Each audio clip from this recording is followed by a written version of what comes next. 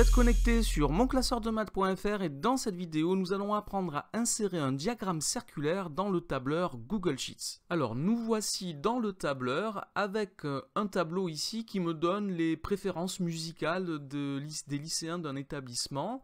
Et je peux lire que 53% d'entre eux préfèrent le rap, 10% d'entre eux préfèrent le rock, 5% d'entre eux préfèrent le jazz, 4% préfèrent le classique et 4% d'entre eux ne se prononcent pas sur ces genres musicaux qui sont proposés. Alors moi je veux un diagramme circulaire qui représente ces données, donc je veux un graphique qui me représente ces données, donc je vais sélectionner le tableau en entier et je vais cliquer sur le bouton insérer un graphique ou alors je vais dans insertion, graphique, c'est la même chose. Et là, le logiciel me propose d'emblée un diagramme circulaire.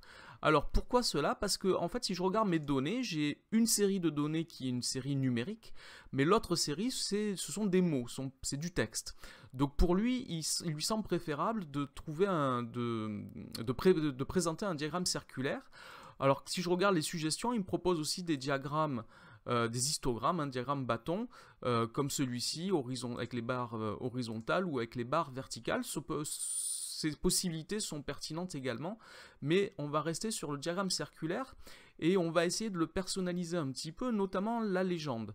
Plutôt que d'avoir des traits comme ça, des lignes de rappel pour chaque secteur, on peut lui demander de faire une légende sur le côté, par exemple à droite, où j'aurai pour chaque couleur, je vais avoir la correspondance, ici le bleu c'est le rap, le rouge c'est l'alternatif, etc. Ensuite, on pourrait indiquer les valeurs. Quand je passe la souris sur le graphique, je vois les valeurs, je vois la valeur et le pourcentage correspondant. Alors nous, les valeurs sont déjà des pourcentages. Je peux lui demander d'inscrire dans chaque secteur soit le libellé, donc ici c'est le nom, le style de musique, mais on a déjà une légende pour cela, donc c'est pas la peine. Et vous voyez les secteurs qui sont trop petits, il n'a pas la place pour le faire. Je peux lui demander d'inscrire la valeur, donc ici c'est les valeurs du tableau, ou je peux lui demander de calculer le pourcentage. Or il se trouve qu'ici nos valeurs sont déjà des pourcentages, donc je préfère garder ceci, c'est représentatif de mon tableau. Je vois bien que en bleu c'est le rap et c'est 53%, en rouge c'est la musique alternative, c'est 24%, etc.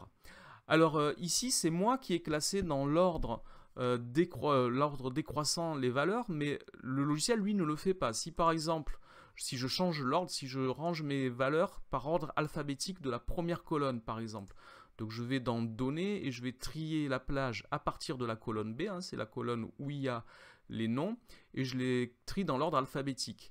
Il m'a refait le graphique, cette fois dans l'ordre alphabétique. Le premier secteur qu'il trace, c'est toujours le secteur qui est à droite de la verticale qui part du centre. Donc la verticale qui part du centre vers le haut, elle est ici. Et le premier secteur qu'il représente, il le représente à droite. Et il représente tous les autres secteurs ici en tournant dans le même sens que les aiguilles d'une montre. Donc si je veux que mes secteurs soient rangés dans l'ordre croissant, il faut que moi je prépare mon tableau de données en les rangeant dans l'ordre croissant.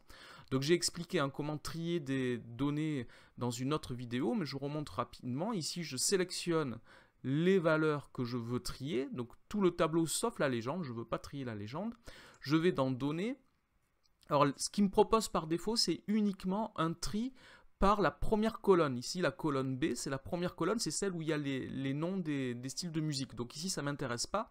Donc je vais aller dans trier une plage, et moi, je vais faire un tri par la colonne C. Donc je vais trier ici par la colonne C, et je peux choisir dans l'ordre croissant ou l'ordre décroissant. Donc moi, c'est l'ordre décroissant que je veux.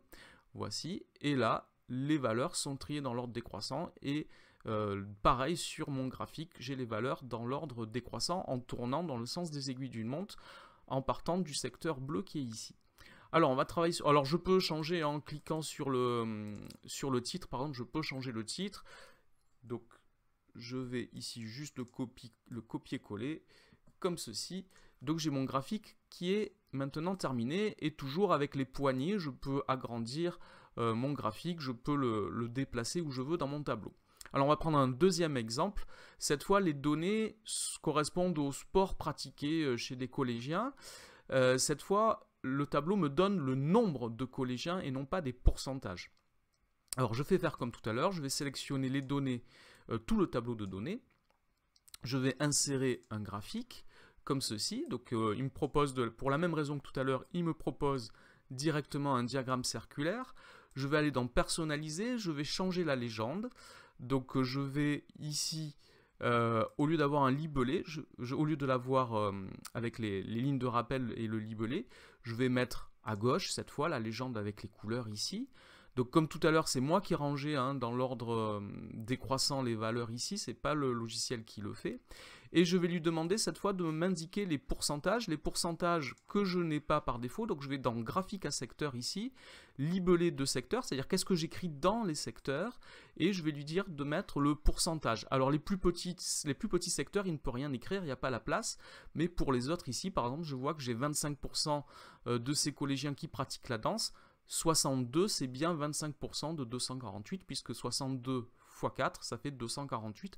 Donc là, il a calculé les pourcentages correspondants que je n'avais pas a priori dans mon tableau. Mais je peux lui demander si je préfère mettre les valeurs. Là, il me met les valeurs qui correspondent. Je vais laisser les pourcentages. Je vais ici copier le texte et le coller comme ceci. Et j'ai le titre de mon diagramme circulaire. Donc voilà pour l'insertion d'un diagramme circulaire. Cette vidéo est maintenant terminée. Merci de l'avoir regardée. N'oubliez pas de lui donner un j'aime, de vous abonner à la chaîne. Au revoir.